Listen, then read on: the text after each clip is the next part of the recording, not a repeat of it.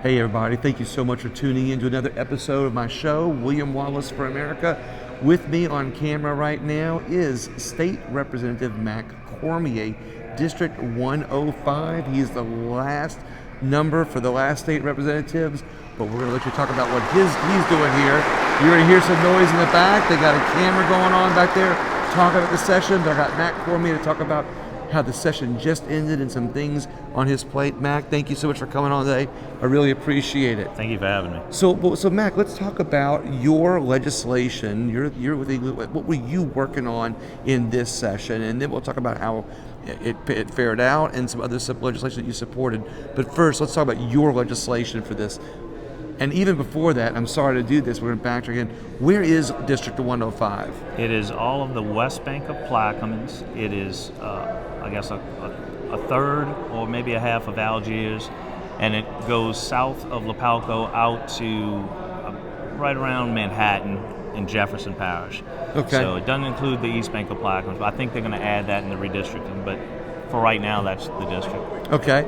So obviously you got some Plaquemines, you got some fishermen, you got some rural, you got some, a lot of suburban areas. So how did your legislation reflect that? What was the legislation that you were working on in this session? And we'll talk about how it fared out later. My number one thing was the diversion projects. They are a disaster waiting to happen. I was proud to be the only, I was surprised, but when I got here, I was the only member of the House or Senate who was fighting to stop it and calling it out for what it was and basically the fraud that it is, the false science. And we've gotten momentum now. We've got 4 parishes, the city of Grand Isle, the state of Mississippi, and 3 or 4 counties in Texas are all now in outright opposition. Lieutenant Governor Billy Nungas has really gotten involved also. He's fighting it. So we just keep building up momentum also. And another thing, besides wiping out the seafood industry as we know it, we'll surpass Taiji, Japan as the number 1 place in the world for killing dolphins. A lot of people don't know that, so I'm trying to spread the word. And that's all because of diversion? Yes. Okay. How does the Coastal Protection Agency on about that? Well, they've been spending money. I mean, if you can imagine, they spent $3 million last year on propaganda, trying to tell people that it's a good idea. If it was such a good idea, why do you have to spend $3 million to tell people it's a good idea? Okay. And their faulty science comes down to one thing that they can't change. I've said it in committee. And they can't pay a scientist. You can get a scientist create a model, shows a Christmas tree out in the thing.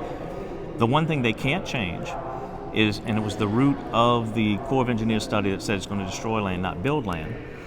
It was the root system of the saltwater marsh is exponentially deeper, stronger, and sturdier. It stands up to storm surge. Freshwater marsh does not. So when you introduce this fresh water, it initially kills the saltwater marsh. Then a little bit of freshwater marsh might develop, but then the first, even a weak storm surge wipes it out, then you have open water.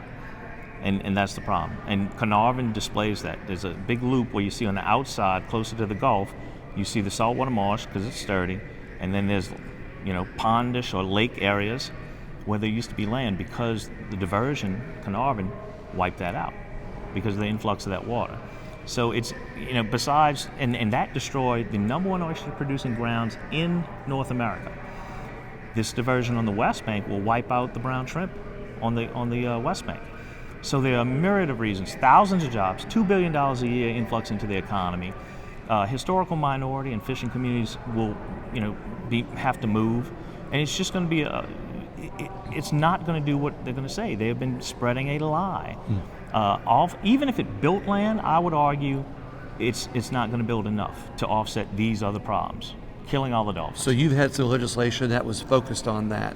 I did, but I have to revamp it because right now they've done such a good job with the propaganda that the annual plan is always going to get through. I did flip, 1 Republican voted with me last year, but what I'm going to have to do is try and get the diversions pulled out from the annual plan, and then it will be much easier for them to where they'll possibly vote for it, where you can go through and see in line item veto or see each thing they're spending money on. Right. Because we just give them a bulk of money, and so far they've spent $95 million, and the reason that I didn't vote for the annual plan this time is because if they don't get the permits, and they haven't gotten them yet, they will be on the hook. They have gambled away $95 million of the people's money. Wow. Right? And I don't like that. My name will never be attached to that. So that's on your radar. You're working on it for the next session. What is some of your other legislation that you are working on in this session? I tried to get a teacher pay raise, and I thought it was a unique way. It was only going to hit international wire transfers, but according to the fiscal note, it could have possibly tripled or quadrupled the teacher pay raise. It was shot down, I believe, for the wrong reasons. I believe big business and big bank came in and had some influence on that. Yeah. I might try it again next year, but I was very surprised. For anybody to shoot down, somebody was going to voluntarily defer it, and then the chairman came and involuntarily deferred it, which killed it. And so when that person runs for office down the road, I think the Federation of Teachers and the LAE will probably have something to say about it. But for right now, that's dead. And also, I had a CPR bill to try and get CPR machines at the 11 major universities. And that's something I've been passionate about. Mm-hmm. It almost, I say almost, it went down 54-45 last year on the floor, and I was promised it would pass this year. Right. Well, that got deferred this year. So I'm going to have to try and figure out a different way to do that. But those are guaranteed life-saving machines, these chest compression devices. And that's to protect your students and the aging student population and the grandparents who go to the games. And, so that I was just disappointed with that. Hopefully I'll be able to get that done. Wow. Well, I'm sorry to hear that. That sounds like some good legislation there. Right. To have life-saving devices in our schools. Just in case. So what other legislation were you working on? I had two bills to offset the joke of the toll bridge that we've been stuck with in Plaquemines Parish.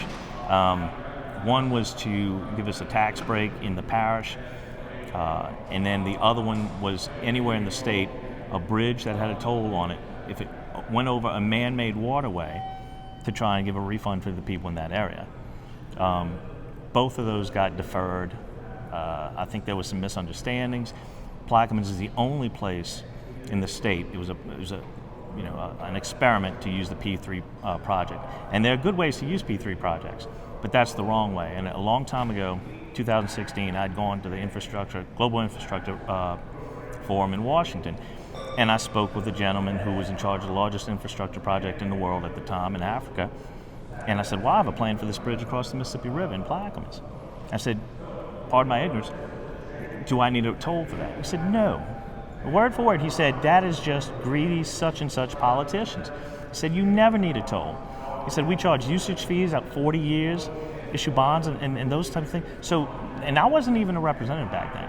All right, so while I was out there on my own dime looking for options, right, our own representatives at the time was slowly trying to bring a toll bridge to the area. And we could still break the toll as is. There's a contract signed, okay? So all we have to do is file suit. The contract will be broken. One particular council member, Bo Black, is blocking it, and he won't sign on, and I think it's because apparently he got appointed to some board, and that could be reason why he doesn't want to go ahead and break the contract. But we can't break the contract. There's a payout of $760 million. So one of the other people that I know was saying, oh, well, we'll use Biden money. No, we can't. If we want to get out of that contract, we'd have to pay off $760 unless we break the contract. So the foolish people who are keeping us under that, they're hurting the parish, they're hurting the district. So you were trying to overcome that with some state legislation then? At least give them a break, the tax break. Yeah. But that's the only way. I cannot break the contract from here. Once they sign that contract. You're on the state level, they're on a parish level. That's some interesting information there. They hurried up, and that contract was signed 1 week after I was elected. Not even put into office. That was signed 1 week after in a joint committee meeting. And so by the time I was in office, there was nothing I could do but try and bring relief through that. So as a state representative, you've discussed your legislation. What other legislation were you supporting this session that you thought was important? Representative Butler brought something that I thought was a really great bill, and it was to increase money for the elderly and disabled for dental care. I thought that was a very big thing. Just now today, we passed something that will extend the prescription of child molestation accusations out to 35 years, I believe. It was 10. I thought it was 30 already. So accusations from 10 years to 35 years, that's pretty significant. After the age of 18, I was under the impression a long time ago that we were already at 30. So I'm glad it went to 35. That's good, careful, thoughtful, caring legislation. I like that. Definitely. So what other legislation have you supported too? There's something about fishing. I think you had said that you supported also. There was we call it the Pogey Bill.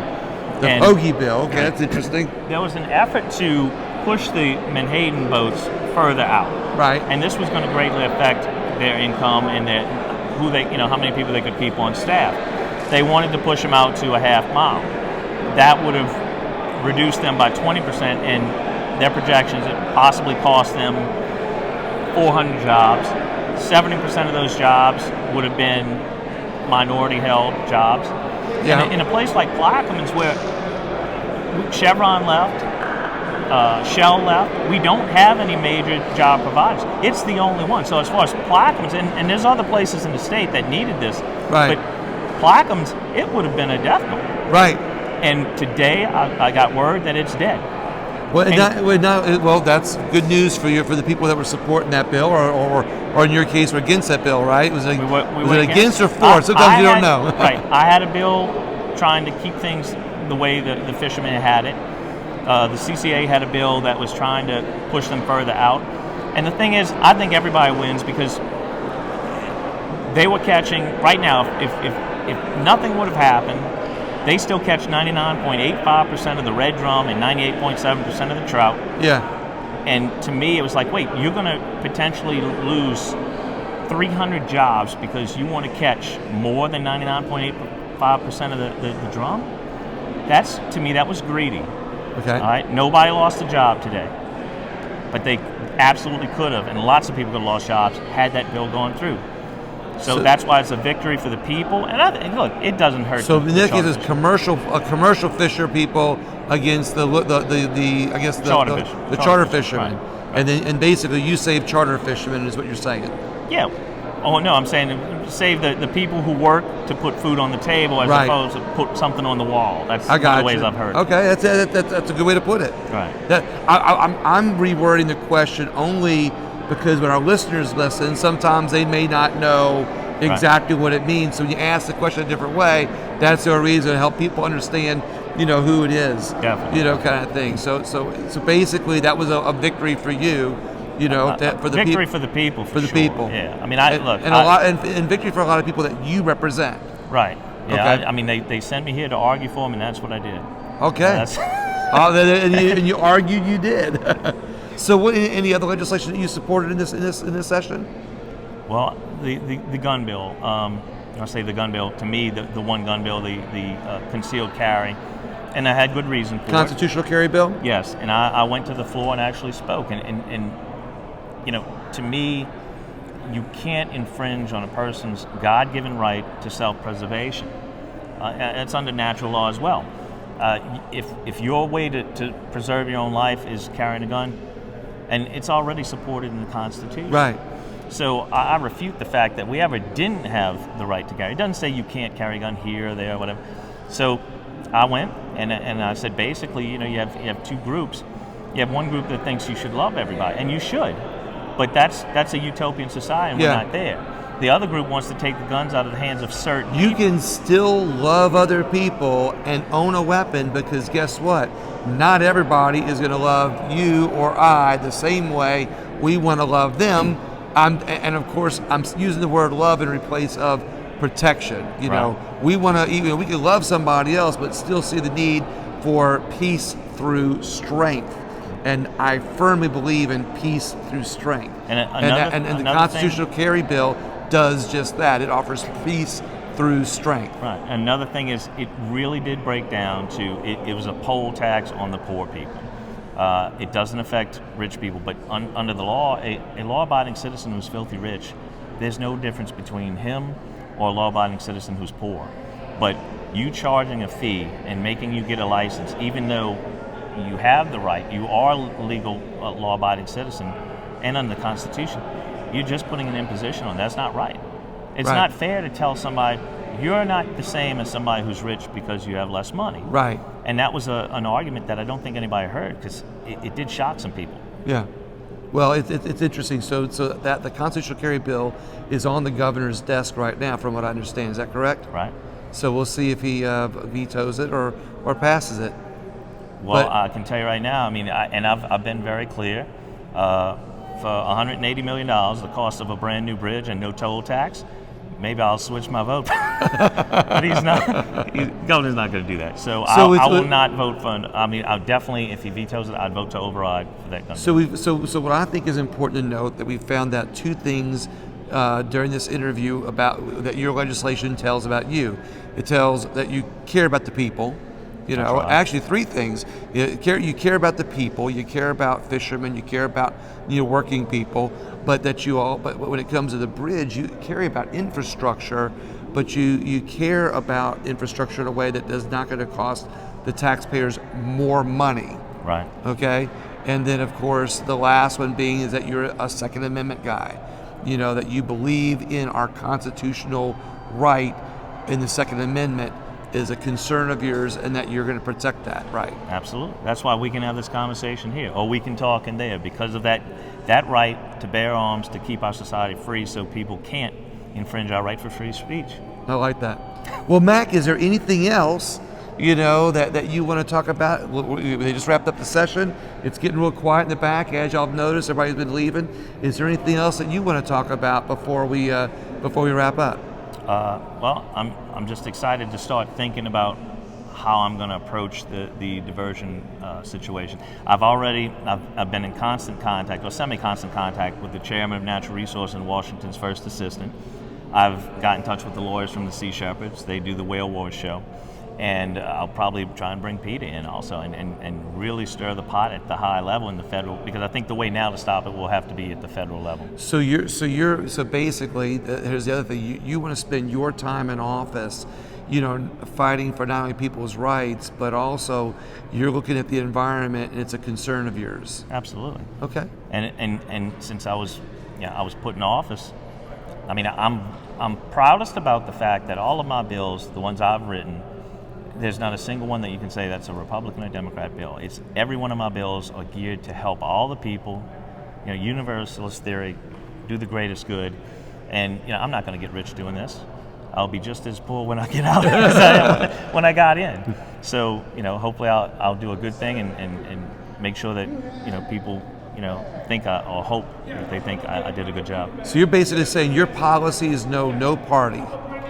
Pretty much, yeah. Yeah. So your policy is to have no party lines. You want to try to create policies that are basically for everybody. Yeah. If it helps one side, that's this is a conservative. There's some issues that I have that people might consider liberal.